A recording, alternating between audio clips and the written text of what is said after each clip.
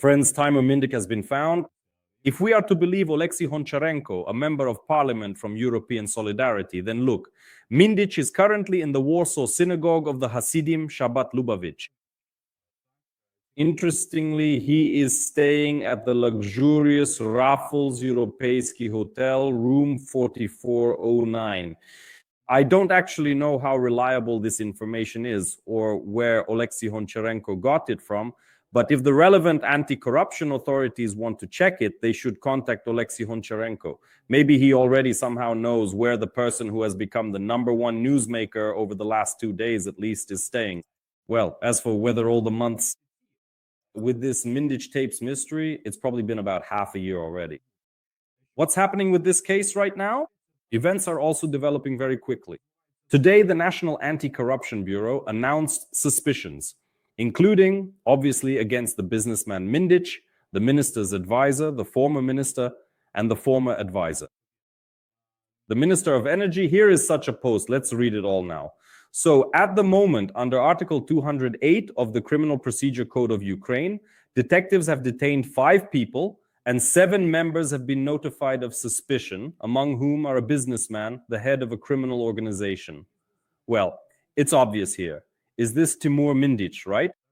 The former advisor to the Minister of Energy. Obviously, that's Ihor Myronia. The executive director for physical protection and security at the joint stock company NABU Energoatom, obviously Basov. 4 individuals, employees of the so-called, in quotes, back office for money laundering. Well, no surnames are mentioned here. Now, I have a question about Mindich. If he is not in Ukraine, then where is he? Because, well, I simply cannot find any information about the whereabouts of the person who was served a notice of suspicion today. And if this notice of suspicion is being served so quickly, in absentia, obviously, why couldn't it have been served before this person left? Or if this person really did leave Ukraine, why wasn't it possible to prevent them from leaving the country? And by the way, after yesterday's comment from the spokesperson of the State Border Guard Service saying that he doesn't have access to information about who left or entered the country, I think that in a day they could have at least figured something out and given some kind of comment to the public. So what is actually happening? Where is Mindich? And is it true that one of the Zuckerman brothers, a connected person whose name also appears, as I understand it, both in the recordings and in these investigative actions, left with him as well? Yes, in addition, NABU not only spoke about those against whom it announced suspicions, but also mentioned the premises belonging to the Derkach family, that is, the family of the former Ukrainian MP, who is now, attention, a senator in the State Duma of the Russian Federation. So his family still, despite the fact that he is under sanctions, under criminal cases, under whatever you can imagine, his family still owns real estate in the center of the Ukrainian capital. And look, here is the official statement regarding Derkach. The function of legalizing illegally obtained funds was assigned to a separate office of the criminal organization, located in the center of Kyiv. The premises belong to the family of the former member of parliament, and now Russian Federation Senator Andriy Derkach, who is accused by the SAPO in another criminal case.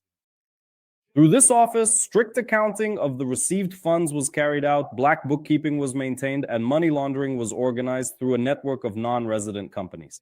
A significant part of the operation, in particular the issuance of cash, was conducted outside of Ukraine. For providing services to non-members of the criminal organization, the office received payment in the form of a percentage of the transacted amounts. And attention in total through the so-called laundromat, Derkach's laundromat, sounds impressive. About $100 million passed through. And here it is not specified over what period all this took place, but we know from representatives of the Anti-Corruption Bureau that the investigation, wiretapping, and so on, the investigative actions were carried out over 15 months. Perhaps the 100 million is precisely for those 15 months. On the other hand, what is happening with us? We already have things happening through the Office of the Prosecutor General. So what's happening is a kind of micro scandal. Well, compared to what NABU and SAP are doing now, it really is micro, but it is directly connected to these investigative actions along the anti-corruption line. The scandal involving Yusuf Mamashev, he's a representative of the Dagestani community in Ukraine, actually the son of the leader of this Dagestani association, who is one of the main, if not the main, defense witnesses in the court case against the NABU detective, a high-ranking and complicated figure, Magomed Rasulov Ruslan. Let me just briefly remind you what's going on. So we have Ruslan Magomed Rasulov, who is obviously somehow involved in the Mindich tapes case. Although there are now many denials, including some I found from sources for certain media outlets from the NABU side, saying that's not entirely accurate and that we need to be more precise in our wording. Is he connected to Mindich or not? I mean, in terms of the investigation and inquiries? Well, obviously he is connected. Why? Because even a fairly oppositional Telegram channel, which supports, well, let's say, sees a lot of truth in what's happening right now in a particular court case. I won't name which Telegram channel it is, but for example, they, although it's currently called Ukraine, they write Magomed Rasulov played an important role in the Bureau's work. It was he who brought in Hennadiy Boholyubov, one of the heads of Privat Bank when Privat Bank belonged to Kolomoisky, as an informant for NABU, according to sources. Boholyubov assisted the detectives in several areas, including energy-related cases. It was Fedir Kristenko, who is currently detained, who introduced Magomed Rasulov to Boholyubov. He is also a fugitive deputy who, in a strange turn of events, has now voluntarily come to Ukraine and is cooperating with the Security Service of Ukraine regarding Magomed Rasulov and also the Mindich tapes. Friends, expect a counterstrike. It's 100% certain. So the first such attempt at a counterstrike is happening right now. Why? Because the Office of the Prosecutor General has formally sent an official indictment against the witness in the legal case of Magomed Rasulov, which specifically concerns trade with the aggressor country, namely the alleged commercial trade of industrial hemp with the region of Dagestan.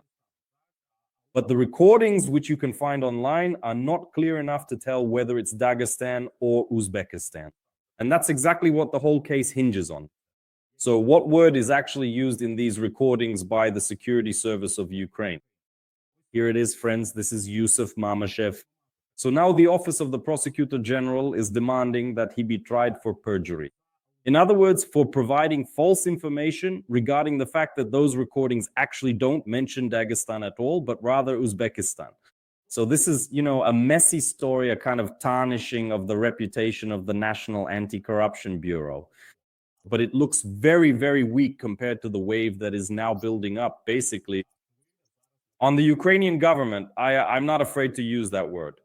And to a lesser extent on the president's office, of course, although it's important to understand that the communication hasn't been fully established yet, meaning from the president's office. There was a very brief, tiny comment from Volodymyr Zelensky in yesterday's traditional address. Maybe there will be more today. But yesterday, just 2 sentences, 20 seconds, was all that Volodymyr Zelensky devoted to this issue. Regarding the large-scale exposures by anti-corruption agencies, he said that, well, yes, everyone involved must be punished, but let's prove all of this.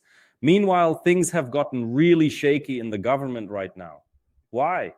Because the head of the group of NABU detectives, here he is, his name is Oleksandr Abakumov, he has already spoken with journalists. The full version of the interview has already been posted on YouTube. You can watch it. I listened to it. What does he say there?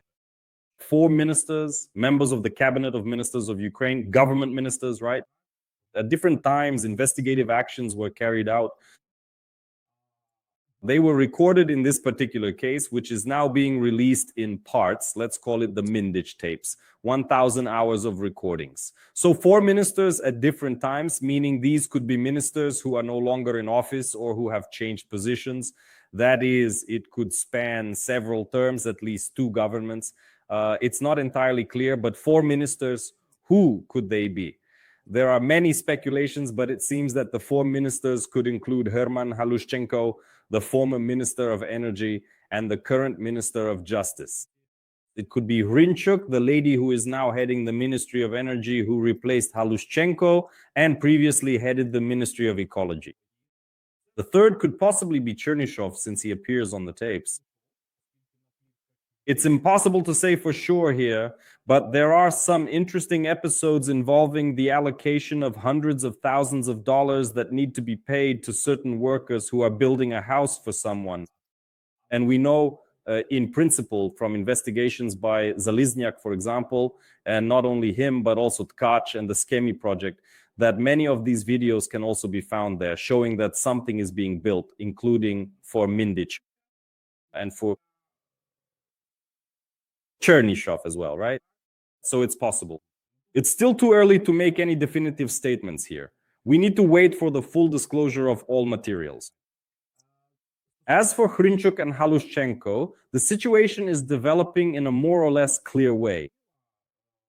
Zelensky has registered 2 draft resolutions in the Verkhovna Rada demanding the dismissal of the Minister of Energy and from the position of Minister of Justice, namely Halushchenko and Hrynchuk, due to suspicion of corruption.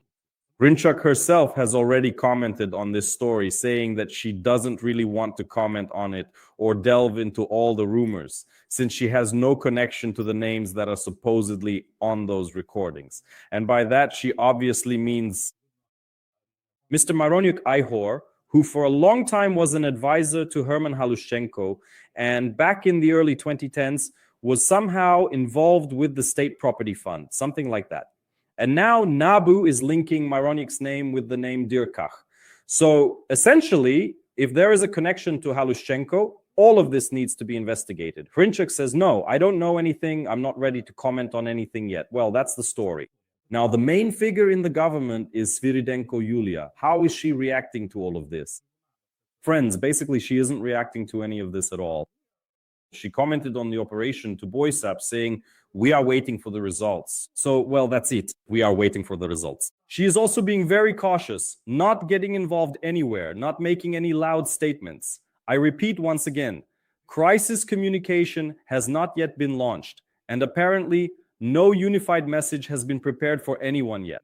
I mean, the top officials in the Ukrainian government, if even Volodymyr Zelensky is communicating this in a very limited way, then how could the completely subordinate Prime Minister Yulia Sviridенko or anyone else communicate it? And as for Andriy Yermak, we basically haven't heard anything from him at all. Herman Halushchenko is silent. So in fact, we have a very brief comment from Sviridенko, a very brief comment from the Ukrainian president, and a very, very brief comment from the Minister of Energy, Hrynchuk. And basically, it's all directed at her. So the question is, why are they silent? I think they're silent because they're stunned.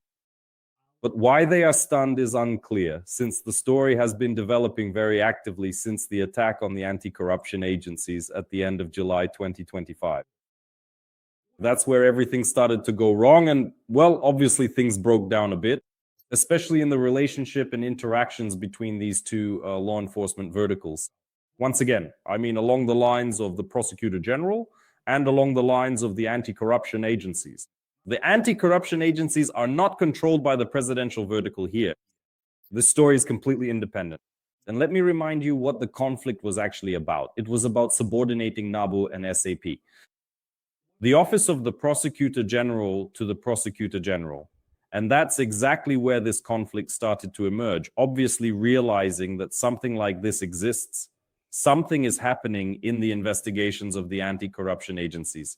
And so this is happening, really. All of this is taking place. Operation Midis, that's what it was called. NABU has revealed yet another remarkable story, of course, in quotation marks. Today, this is yet another detail that is coming to light.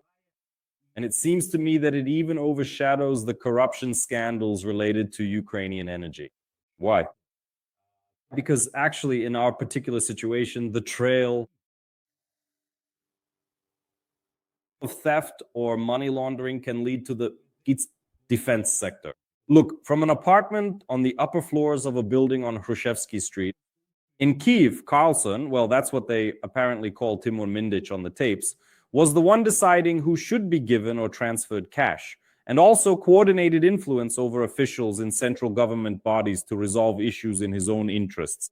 In particular, and as you'll see, in the energy sector, we already know this, we've known it for 2 days now, and in the defense sector.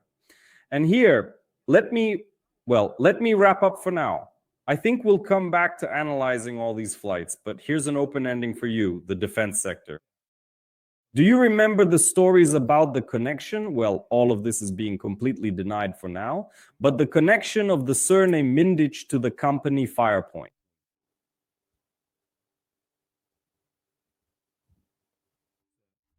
That's all for now, yes.